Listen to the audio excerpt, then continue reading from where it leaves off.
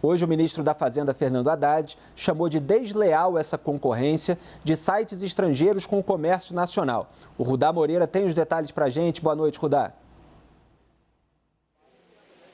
Boa noite, Felipe. Boa noite para todos que acompanham o CNN Arena. Pois é, lá da China, o ministro da Fazenda, Fernando Haddad, disse que ninguém está pensando em aumentar impostos por causa de toda essa polêmica. Haddad disse também que é preciso garantir igualdade de concorrência entre empresários brasileiros e estrangeiros, referindo-se inclusive a lojas online que muitas vezes vendem produtos chineses. Haddad disse em coletiva lá na China que não muda nada. Citou inclusive uma famosa loja online, abre aspas, vocês falam da Shein ou Shein, como queiram, como se eu conhecesse. Eu não conheço a Shein.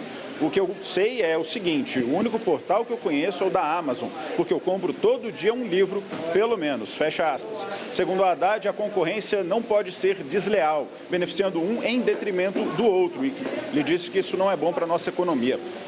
A fala do ministro da Fazenda vem depois do governo anunciar o fim da isenção para encomendas internacionais de até $50, o que equivale a mais ou menos R$250. O governo alega que essa isenção para encomendas de até $50 nunca existiu de fato para pessoas jurídicas, somente para pessoas físicas, e que a medida de agora visa justamente taxar essas empresas que utilizam uma brecha para não pagar esses impostos. Em nota, a Receita Federal disse que não vai mais ter distinção de tratamento nas remessas entre pessoas jurídicas e físicas. Depois do anúncio, o assunto repercutiu negativamente, pelo que o meu colega da CNN, Theo Cury, apurou, o próprio governo avaliou que houve um erro na estratégia de comunicação por trás desse anúncio. Para reverter a reação negativa, o Palácio do Planalto postou em publicações nas redes sociais uma tentativa de mobilizar influenciadores. Até a primeira-dama, Janja da Silva, entrou em campo para tentar reverter, publicou no Twitter que, depois de conversar com o ministro da Fazenda, entendeu que a taxação é para as empresas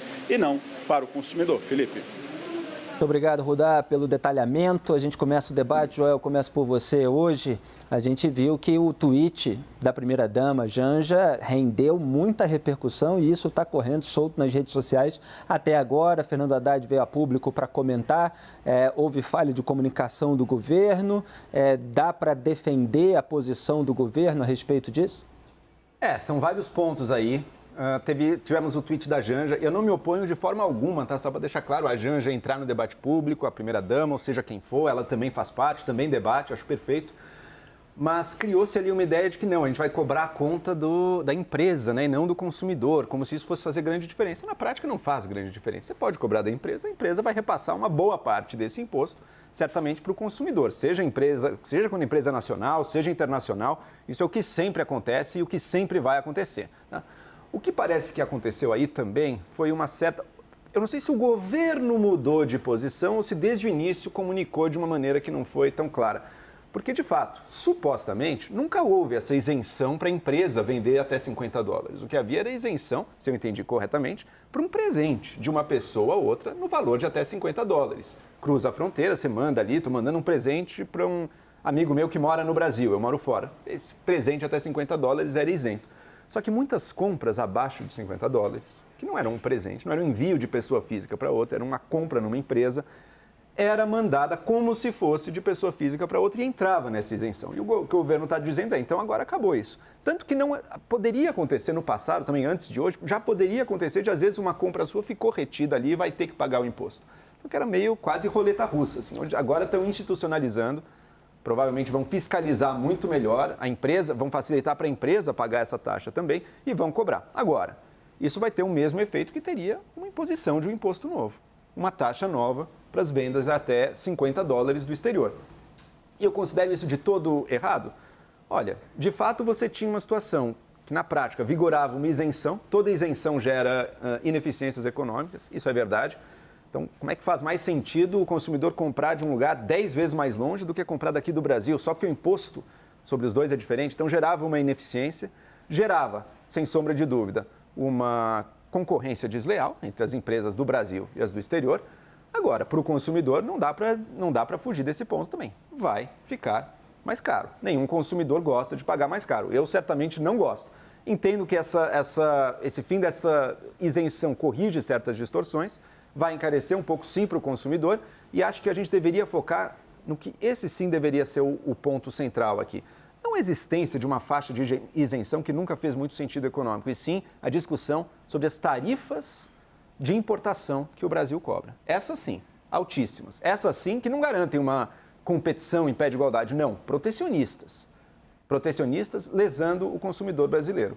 Até agora, esse ponto não tem sido discutido. E também há uma alegação por parte do governo de que vendas acima de $50 eram embaladas em diversas remessas abaixo de $50, justamente para você driblar a tributação, recaindo nessa hipótese de transações comerciais abaixo de $50 com isenção. Isso. E tem empresa do Brasil que compra produtos de fora, então não é nem empresa para consumidor, não é empresa para empresa, mas mandando tudo picotado em diversas encomendas sem pagar o imposto. Era uma distorção, gente, isso não tem dúvida.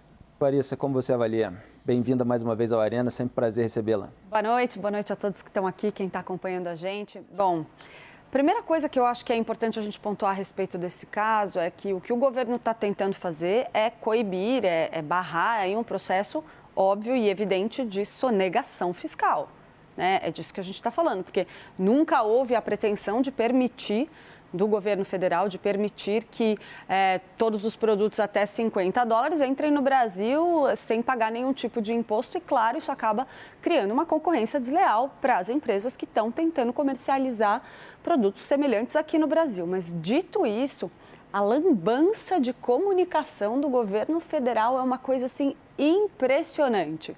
Eu fico, assim, de queixo caído de ver o grau de amadorismo. Quando você vai lidar com um mercado como esse, que é amplamente difundido junto a vários setores da população, é um mercado que encontra adeptos em todas as classes sociais, que tem um marketing muito forte. Se o governo vai mexer com isso, isso tem que ser feito de maneira cuidadosa, tem que ser feito de maneira planejada. O anúncio disso tem que ser feito depois de uma campanha para demonstrar para a população que a sonegação desses impostos traz consequências ruins para a população brasileira.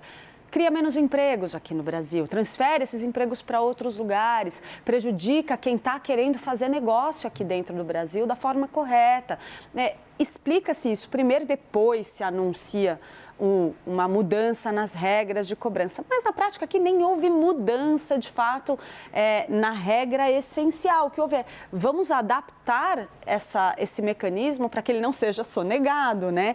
Então, e além disso tudo, a gente entra num momento onde até a primeira-dama vai para as redes sociais, escreve as coisas aparentemente sem pensar antes no que está sendo dito, porque a forma como se coloca isso faz diferença. Então, não é só dizer, olha, a taxação é para a empresa, não é para o consumidor. Não, peraí, não é assim, porque se você taxa a empresa, o consumidor vai pagar a conta, o consumidor quer pagar mais barato, isso tem que ser explicado, tem que ser esclarecido para a população. E aí vem a imprensa e conta que a reação do ministro da SECOM é entrar num grupo de WhatsApp e distribuir bronca para assessores, como se isso não fosse uma falha na política de comunicação do governo como um todo.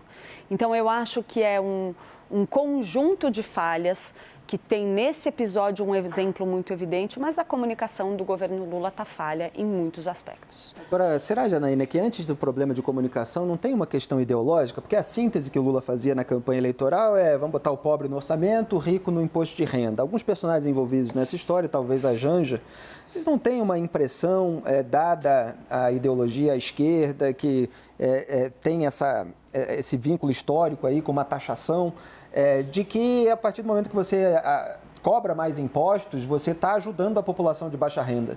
E aí isso vem à tona num caso delicado, sensível, que demanda maiores explicações, dessa maneira destrambelhada, porque se acredita que não, se está taxando a empresa, estamos colocando o rico no imposto de renda, mas o pobre não vai ser prejudicado. E aí vem as pessoas nas redes sociais e falam, não, quando as empresas repassam para o consumidor que está fazendo uma compra de até $50, ele vai ser prejudicado. Então, muita gente que tem acesso a produtos, etc., acaba sendo prejudicada por essa medida do governo. Aí as pessoas começam a entender que estão vivendo fora da bolha, no mundo real, que o governo está tomando medidas para toda a população brasileira e elas têm consequências.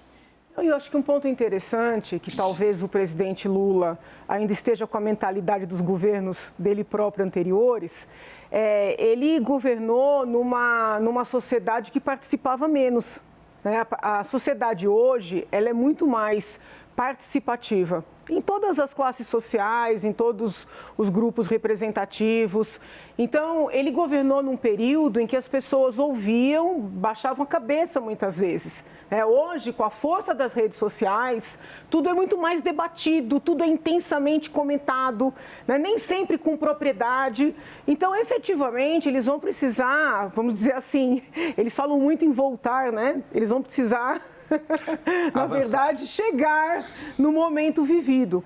E só um detalhe, tinha boom de commodities, uma outra situação econômica, quer dizer, agora você aumentar imposto é ainda mais sensível. Sim, mas um ponto que eu insisto, e talvez esteja faltando avaliar, os colegas avaliaram, eu digo no geral, é que muitas empresas se estabelecem no Brasil, pagam seus tributos, contratam os funcionários, registram seus funcionários, pagam seus salários, né? E vendem produtos parecidos a estes que são importados de concorrentes estrangeiras que não sofrem, né, a mesma carga tributária. Então, eu vejo, sim, algumas situações claras de concorrência desleal. Talvez, né, tenha faltado essa sensibilidade para o ministro explicar, mesmo quando ele responde. Eu sou muito defensora dos livros, lembro das frases, né, do presidente Lula, muitas vezes diminuindo a importância dos livros. Então, é bom que o ministro privilegie os livros, mas não deixou de ser um pouquinho pedante, né? Ele quis dizer, olha, não sei desse comércio, a princípio, vamos dizer assim, menor, porque eu só compro livros diariamente. Então, tem que descer do pedestal, né? Nós estamos em outra sociedade, não é porque eles vão dizer e todo mundo vai acatar. Eu tendo, por incrível que pareça, a concordar com a medida, haja vista que equipara, e não é uma questão nesse aspecto, não é uma questão de protecionismo. Porque seria protecionismo se houvesse uma tributação menor para os agentes internos, né, quando comparada com a dos agentes externos. Aí é protecionismo. No caso, é uma situação de equiparação. Então, eu tendo a concordar. Agora, esse ar de pedestal, né, de superioridade, eles vão precisar rever, porque a sociedade hoje é outra e é muito bom que seja assim. Boris Casoy, boa noite. Eu quero saber se você acreditou que o Fernando Haddad compra um livro por dia nesses sites de e-commerce internacionais. Aliás, o Lula deu outro dia aquela declaração de que os livros de economia estão superados. Agora o Haddad está mostrando que compra livro mesmo todos os dias. O que você destaca dessa história? Brincadeiras à parte, Boris. Ele compra romance, eu acho que ele compra romance, talvez para entender melhor o governo Lula. Olha, eu acho que a medida é correta.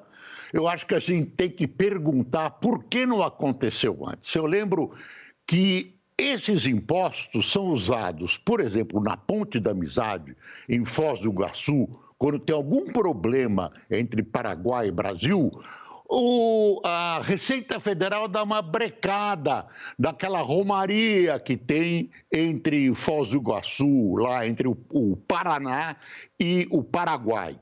E aí todo mundo reclama, aquelas cesteiras que vão lá para o Paraguai trazer aquelas bugigangas e tal. Então, por que até hoje ninguém percebeu e não resolveu o problema? Eu acho que havia uma certa tolerância, desculpe a redundância, consentida, no sentido de reforçar as vendas dessas empresas chinesas, uma simpatia com a China. Outra coisa, além da péssima comunicação do governo federal, tem uma questão política aí, gente, que a gente tem que pensar. Imagine, claro, a medida é justa, eu não tenho objeção, eu desconfio dela, né? Porque ela só apareceu agora. Mas a grande burrice, desculpe a expressão, a grande burrice é jogar isso na comunicação brasileira e chinesa exatamente na hora que o presidente Lula está viajando para a China. Isso é um boicote. É de uma ingenuidade política a toda a prova. Você não era a oportunidade, espera o homem voltar. Agora, exatamente quando ele vai viajar, você cria um problema desses entre Brasil e China, né? Taxando esses produtos. Não é que eles não têm que ser taxados. Teriam que ser taxados mesmo, mas não era oportuno, né? Dá mais alguns dias para o Lula voltar da China e aí pegou o homem lá. É uma coisa politicamente muito ingênua, muito ingênua. É isso.